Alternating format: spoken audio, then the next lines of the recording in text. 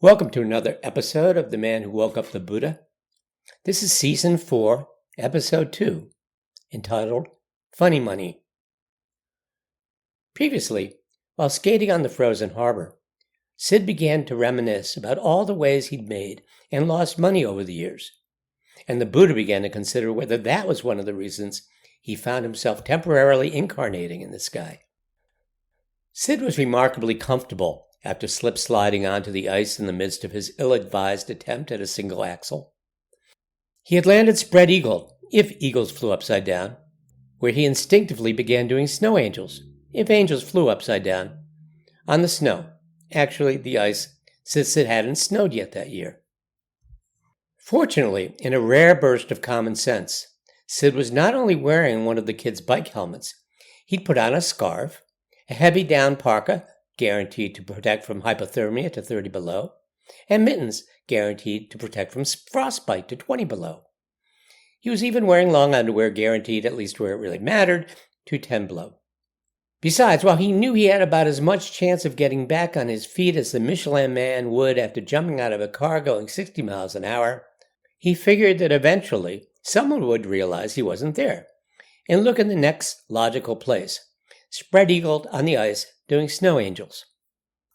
So he lay there lazily sliding his outstretched arms up and down while reminiscing about the wild swings of his financial fortunes. As he watched Sid's personal biopic spool through his mind's eye, the Buddha began to suspect, and not for the first time, that it wasn't just a rare, tragic slip-up by the powers that be that had assigned him a role in this uncommonly common guy, albeit for a blessedly short time, if that tumor had its way. There are so many reasons, the Buddha reflected, humans have a hard time seeing through the illusory nature of reality. But money is like a dark cloud that slams shut their doors of perception. Money is the root of all Maya, or at least a lot of it, Sid thought, pleased with the alliteration and the fact that he remembered the term he'd used in the old days. As if in confirmation, Sid heard Polly's voice in his head squawking, "Maya! Money!" which got him wondering whether his parrot was going to bring him sips of hot chocolate in his beak to rescue him in the same way he had carried water to put out a fire in his storied Brave Little Polly incarnation. There are references to that in the actual Substack. Back in the house, Polly, who increasingly found himself helplessly on Sid's wavelength, a dangerous place for any life form, let alone a parrot, let out a terrified scream. "Chalk! Milk! Yuck!" "Hey, Polly," Abby said, walking in the house. "Seen Sid Boo?" "Caden," Polly said quietly, lowering his head. Since he'd seen Sid sneak out of the house in his skates, he thought maybe it was supposed to be a secret. "He's skating?" Abby asked in disbelief, but Polly acted like he didn't hear her. Right then, Sid had a big idea, and the Buddha had a big vision. The two were remarkably in sync. They'd take a road trip, although they wouldn't really travel on a road per se, or even go anywhere. And so, as Sid continued lazily snow-angeling, he and the Buddha saw themselves flying around the world, watching multicolored sparks fly up from every corner of the map, in an undulating wave of skirmishes, battles, and full-scale wars of mutual destruction. On their second lap around the globe, they were captivated by all the smallest sparks, with remarkably similar colors, floating up from huge buildings, as people made and broke deals, along with tiny dots from millions of homes where people were having breakups and makeups based on their ability to agree or disagree about this completely imaginary thing. Stilling the mind would be relatively useless against this level of illusion, the Buddha thought. Why would you want to still your mind anyway, Sid wondered. This is so exciting. Although he had to admit he was glad they stayed close to the equator on the second go-round so he could warm up a bit.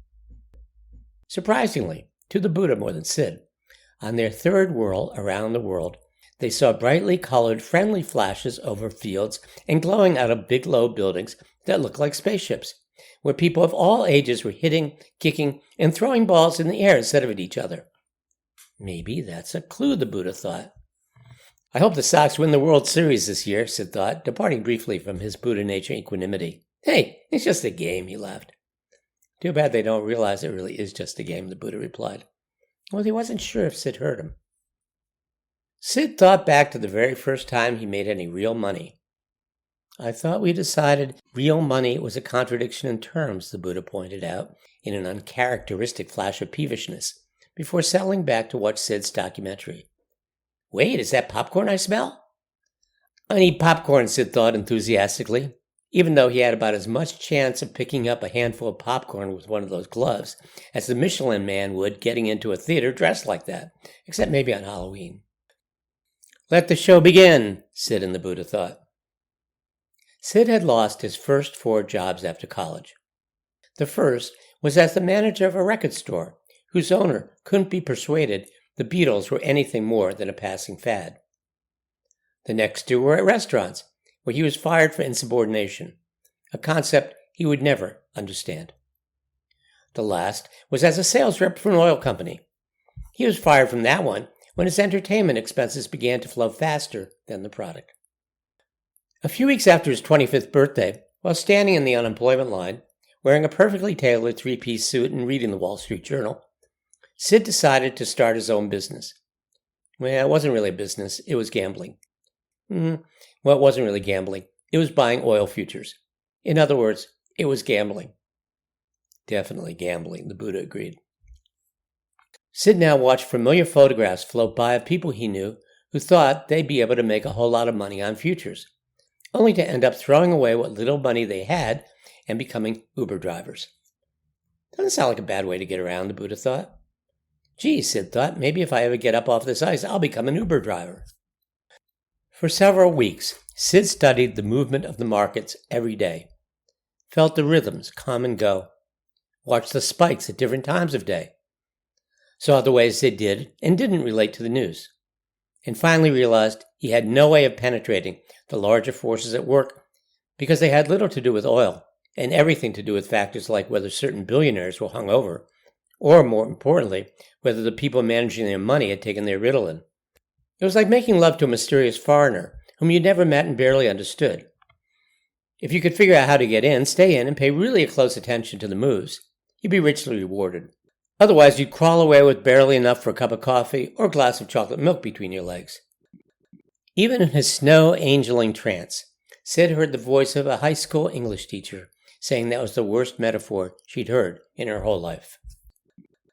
After 6 weeks of intense study of the market's moment-by-moment movements, Sid took the $5,000 he still had in savings, somehow finagled 5 friends to put in $1,000 each, and opened up a commodities trading account. At 6:30 on a Monday morning, he sat down at his desk in the starter home he and his wife Diane had bought just 3 months before. They were already 2 months behind on the mortgage. The markets wouldn't open for a couple hours, but he was ready to trade. We are always ready for the moment, the Buddha reflected. It often doesn't feel that way because we are looking the other way. Or actually, anyway. Just open eyes, open heart, open bones, and let it rip. Back in the 70s, trading happened in real time, over phones, between 9 and 4, between humans. Dialing at the exact moment when the traders started taking calls was half the battle. So at 8:45, Sid picked up the phone. He was locked and loaded. But the phone was dead. His service had been cut off. He raced outside, jumped in their car, and drove to the nearest phone booth. He put in his coins, made the call, placed his trade, and was stopped out in 5 minutes. $2,500 gone. Sid realized he was losing sensation on the tip of his nose. He wished he had put on his -10 degrees guaranteed balaclava. Plus, little wet flakes of sleet had begun to fall on his eyelids and cheeks and chin. He wondered if he was going into the first stages of hypothermia, and whether Di could get their money back on the 30 below parka. He swore off futures and promised himself he'd stick to less risky options. Then he spent another 2 months making imaginary options trades. A contrarian by nature, he mostly shorted. But as the price of crude went up 15% between July and August, he realized that someone knew something, and it wasn't him. So he mostly started going long, still pretending he was making actual trades. His imaginary funds began to grow steadily until he got so aligned with the market that by the time he placed an actual trade, he could barely tell the difference. There was a difference. Another $2,500 gone. Well, at least this time it had taken 10 minutes for his investment to be worthless. He was making progress. He couldn't remember when he'd had so much fun or been that cold. Thanks as always for listening to The Man Who Woke Up the Buddha. I have paperback copies of seasons 1 and 2 and almost 3 available for paid subscribers. The flashbacks and flash forwards and flash sideways of Sid's financial life continue in the next episode and maybe the one after that. See you then.